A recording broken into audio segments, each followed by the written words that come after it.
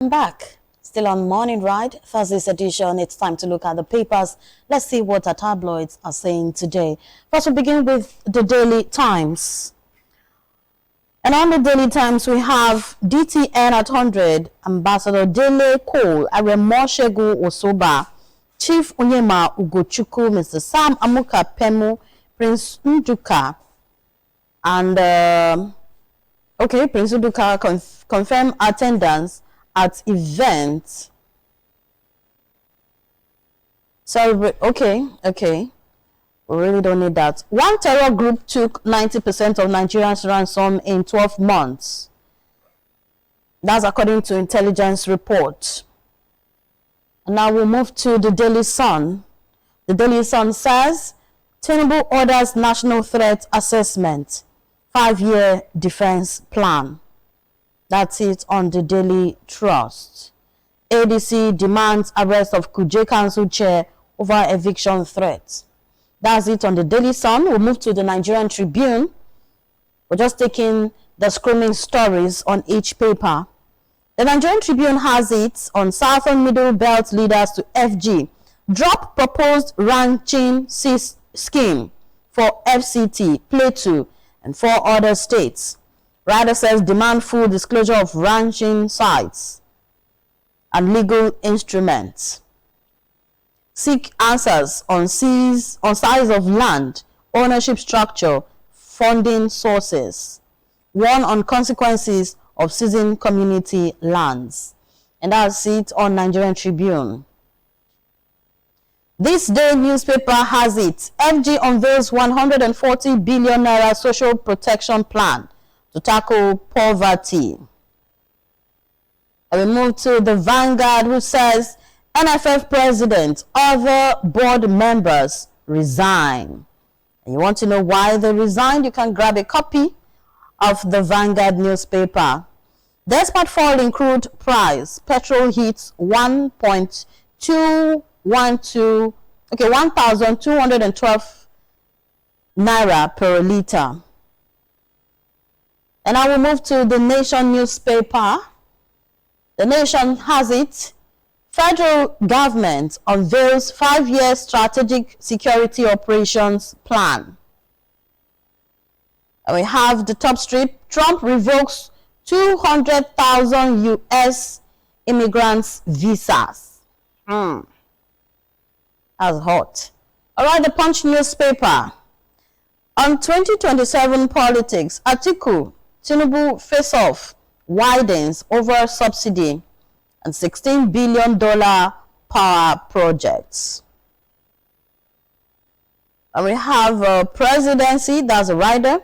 Presidency, APC fire back at Atiku over subsidy U-turn and thieves claim.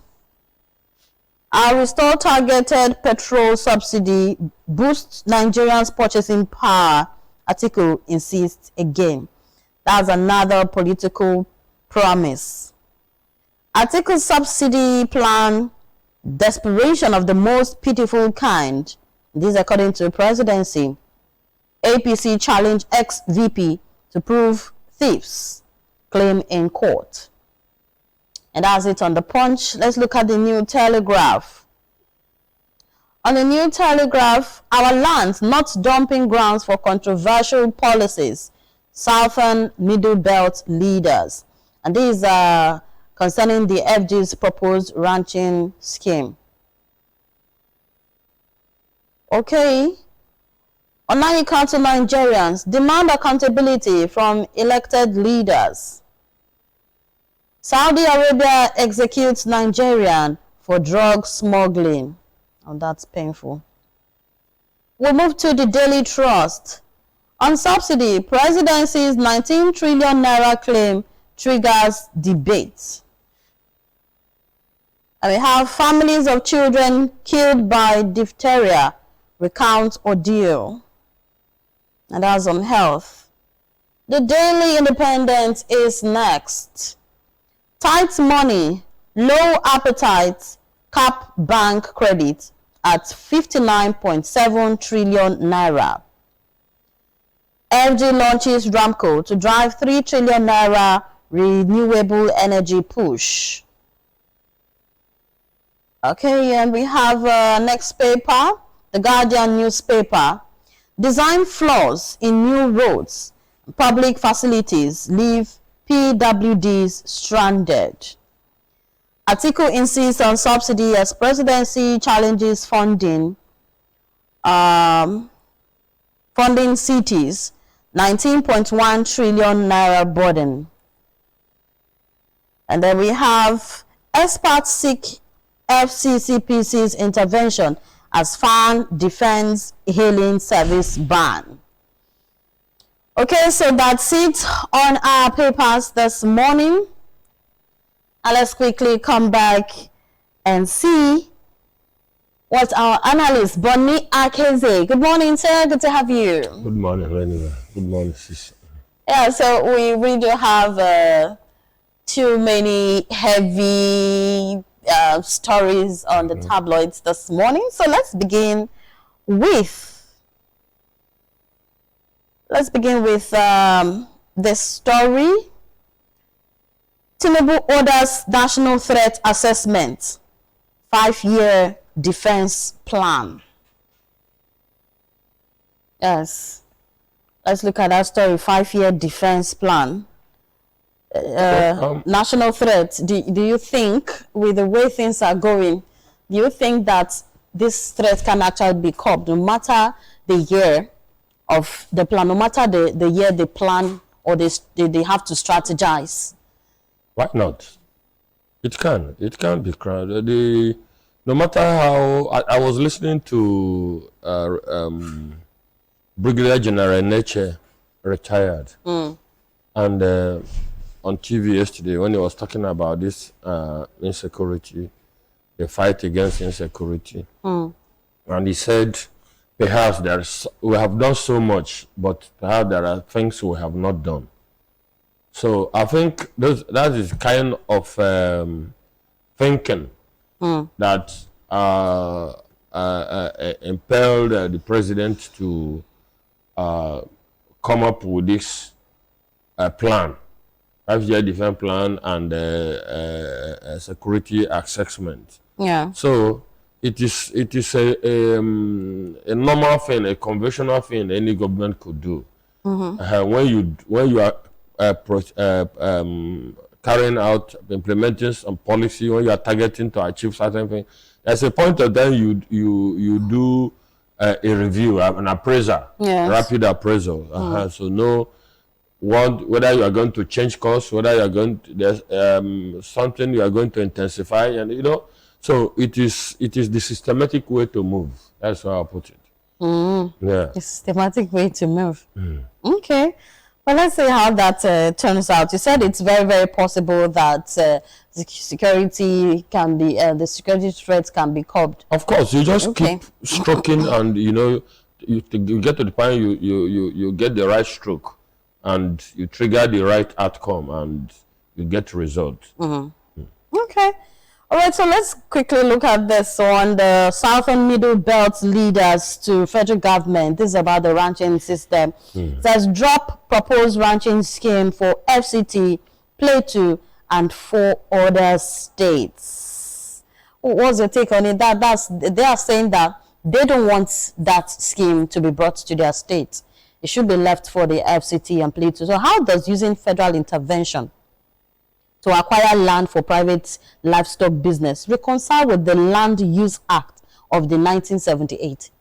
Yeah, I have always been an advocate of that. Part of the flaws of our federalism, the type of federalism we practice, is that our federalism is only in letters. It's not in this philosophy and spirit of federalism. If you, something like ranching that's got to do with livestock and that's got to do with land, the land belongs to the states by the Land Use Act, the governors. So, and there is this national planning, this it's on national planning, that even the subnationals are part of the national planning ecosystem. So you can work with the states to develop the policy, then allow the states themselves to carry out. That way, you are sure that some of these contentious issues will be dealt with at the state level. But if you come from Abuja to Delta State, and you just come to Delta State, the federal government to come and implement ranching in Delta State, and they are seeing it as a federal government project exclusively. And the issue of animal husbandry is not a very serious industry here. It's not the people's industry. Naturally, what we come up with that you want to take their land and to give to people who are not of the state to ply their trade. To use, yes. So, if the government hand this thing over back to the states and even cascade it back to the local governments, they will do advocacy. They will do, there are whole process that you follow. Yes. That when eventually this thing starts, you would have nipped in the bud some of the crisis issues, conflict issues that are going to emerge from it. So I think yes, we need to make animal husbandry an industry, a big one, and this is a huge industry in itself. But we must be systematic in the way we want to institutionalize it, and so that all of us will have the benefit of it. You don't so that we will not, in wanting to solve one problem, create a bigger problem, like what the Indians were called the Cobra effect. Okay. Well, I'll agree with you there, though. Okay, so let's quickly move to the FG unveils 140 billion naira social protection plan to tackle poverty. We keep hearing poverty. Poverty. Is there actually a plan? Like, I don't know, but can poverty be curbed? Can see, let me tell you. What is this protection plan? Let me tell How you. is it going to be? Let me tell you, anyway. Yes. We keep making mistake of thinking that the way to curb poverty is to give people handouts. That will never happen. It won't help. Poverty. It won't help. It's just. I was listening to the minister, in charge of humanitarian, whatever, yesterday, and he said they have uplifted people out of poverty. And Shehu Kimbaloye was asking him, "Can you put a figure to it?" He said it's such huge that you cannot put it. I mean, government official. And he said, and Shehu Kimbaloye said, "How much did you give?" He said 25,000 naira per month. To how many persons? Wait, listen, let me tell you. And he said 25. I'm not saying to one person. I said households. Household. With the level of inflation in Nigeria, with the value of the naira, and you think that when you put, so we keep. It's laughable. You see, again, it's like I don't know. When you listen to government officials, the federal government officials, you begin to ask yourself what has happened to Nigeria, what has happened to governance in Nigeria, because my brother, my sister, information is different from communication. Information is different from communication. They are not communicating. They are not communicating. They are just dishing out information. Just go there and say something. And any way you want to look at it, every curious mind, today we are the world under the sun. In fact, these phones we carry, these gadgets. As you're even talking, people are going to Google, artificial intelligence, cross-checking, they're fast-checking what you're saying. Yes. So a government spokesperson cannot just come, then you are not prepared. You have not even researched the issues. if I am a minister and I'm going for that kind of it, I will know that I will You do be your required research. to dish out statistics. Yes. I'll get myself prepared. I'm sure he was not just caught up and brought to the studio to come on. Of course. That his visit was scheduled. Yes. And ought to have prepared for it. You know, you want to tell that today's Nigeria, at the cost of things, that what we ameliorate poverty in a family, what will keep a family food on the table for 1 month. 1 month, it's a household. Only God knows what is the average that was used. If you use average of 6 children, wife, husband, wife, and 4 children, that's 6 people. 25,000 will feed.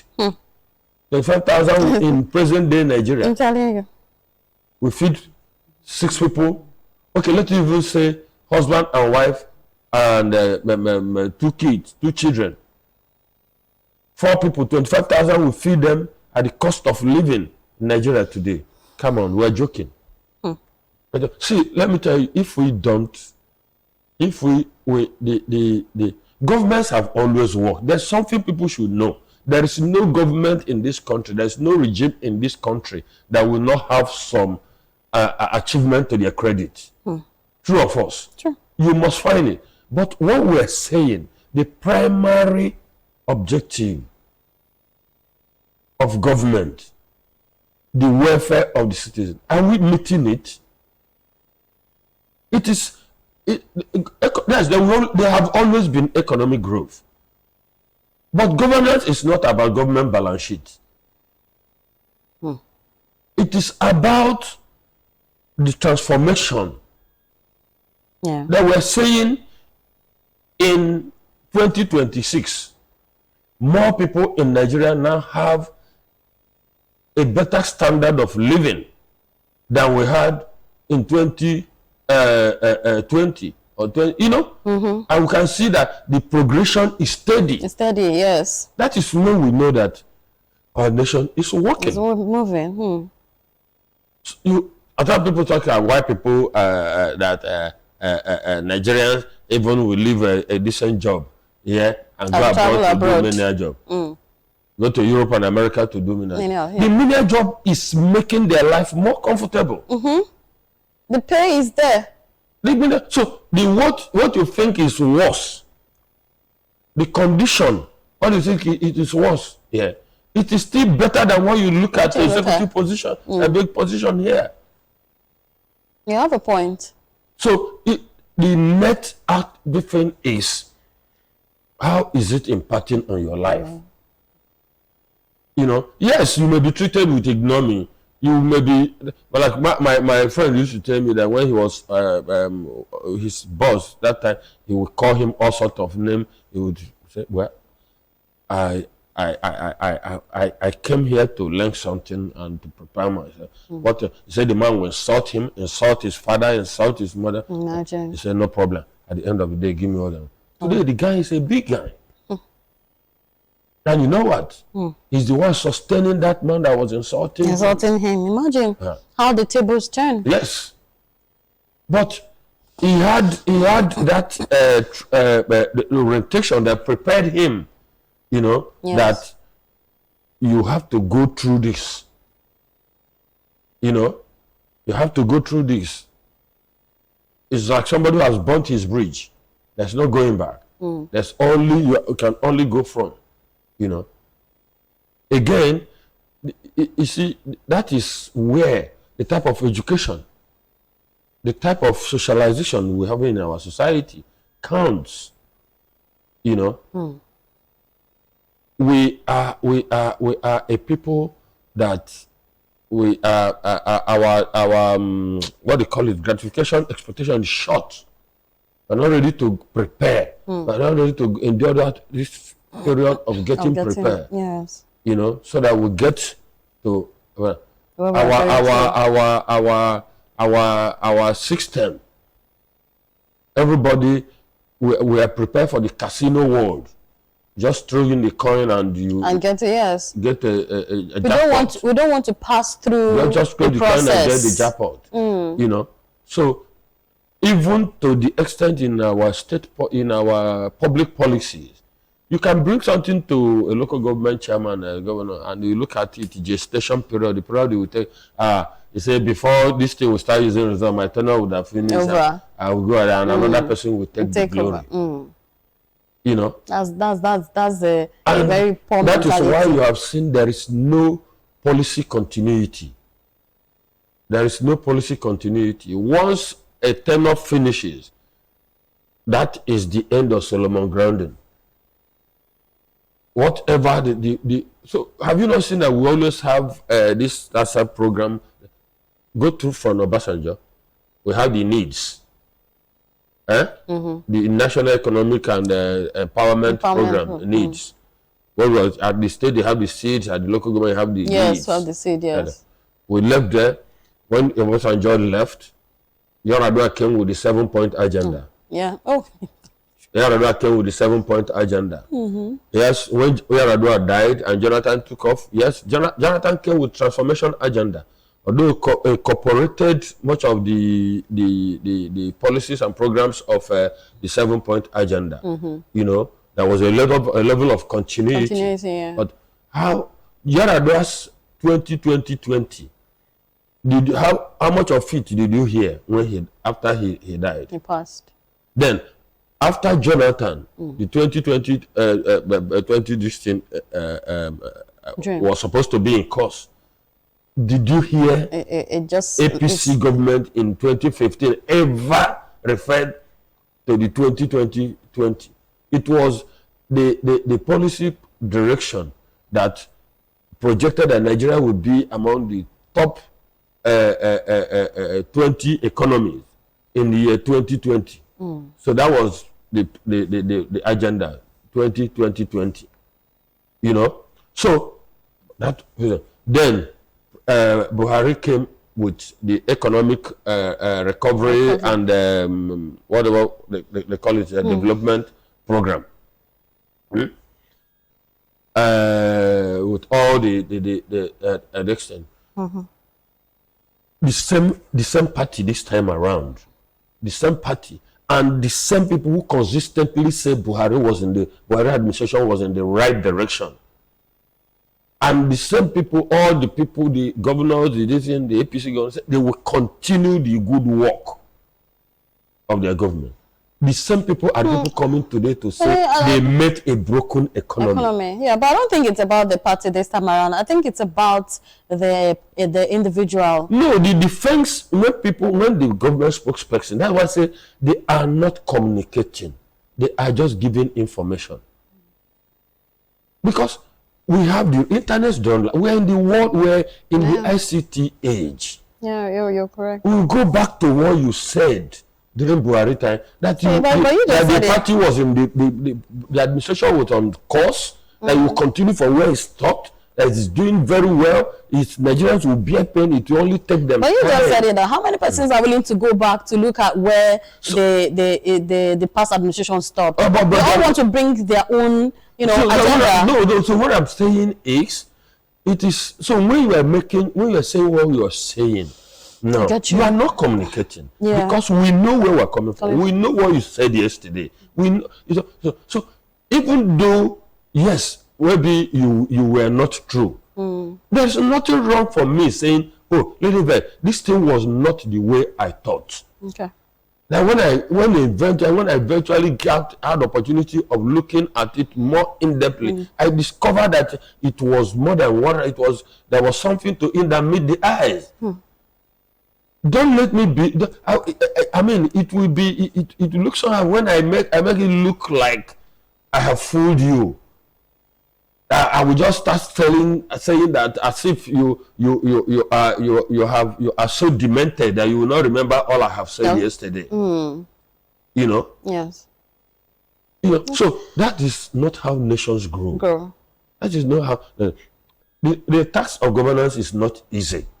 Nobody should be. I mean, she looks like or make mistake about that. But there's something that happens in governance, in managing public affairs. You have to be consistent. There should be a level of transparency. we are going back to the issue of poverty. That's why we tell to this. See, the only way you can, well, and it is historical. It's there. You can go and study all different models. The only way nations have created economic prosperity for their people is to empower the people to be generative, to be creative. Okay. With education, with incentive for innovation, with social security safety nets, because it will always be there. Nigeria, the point we're missing on the subsidy conversation is Nigeria. Economics and even political economy will teach you the concept of your competitive advantage. Okay. That's what gives you the edge. It is what you have as you see. You are in the studio here. What they choose, DBS is a complex, a TV information outlet. Yes. When they plug people to functions, that's what we call the job fit and organizational fit analysis. When they plug people, there are attributes in you that make them put you in certain assignments or certain bits. That is your competitive advantage. That thing that gives you edge. So that it also happened to nations. What is that you have that will enable you, that you will use to serve as catalyst for your development? What Nigeria has, one of the things Nigeria has, apart from our population that will huge market, one of the things that is readily handed to us is our energy reserve, energy potential. Yeah. Okay. So we can use low energy cost to energize our economy. That is just that, like that casino mentality that we just go and sell crude and get money quick. We are not calculating the revenue streams, the byproducts, the trigger extent that we can use oil to have backward integration in the economy and trigger growth in and multiplier effect in the economy. Okay. We're not looking at that way. Well, thank you so much, Mr. Boni Akize. The truth, what Nigeria needs is actually transparency, especially those at the helm of affairs. And for Nigeria to translate its vast human capital, natural resources, and regional influences into long-term successes, it must move beyond short-term macroeconomic stabilization and also focus on structural transformation. We hope for a better Nigeria. Thank you so much, Mr. Boni, for coming. Thank you, my sister. Thank you, my sister. So that's why we'll drop papers today, and quickly we'll go take an interview with Professor Epiphany Azinge, the Asagba of Asaba, talking about Delta at 35, the journey so far. Let's listen.